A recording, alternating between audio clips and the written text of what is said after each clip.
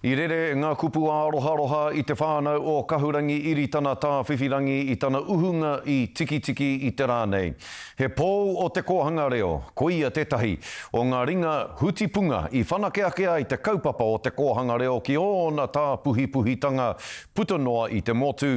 Nā reira kāre kore, ko te mātauranga Māori, ko te reo Māori hoki, kore e ware ki āia me āna mahi nui, nōna e ora ana. Nei rā te pūrongo a Irena Smith.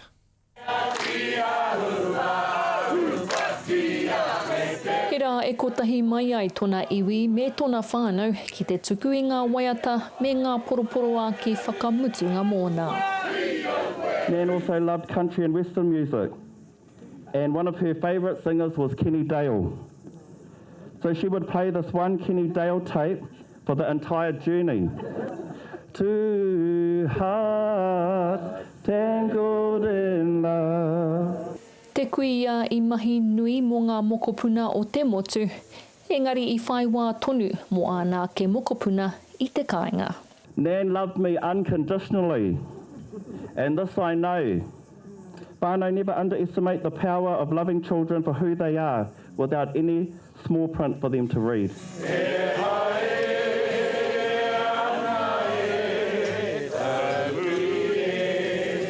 I aia e takoto taumaha ana I ro hohi pera, ka kitea karangona tonu te hāngai o ngā whakaaro.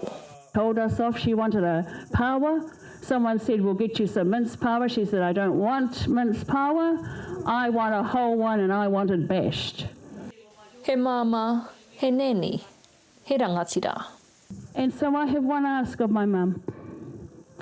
Waihoto aroha I ahaure.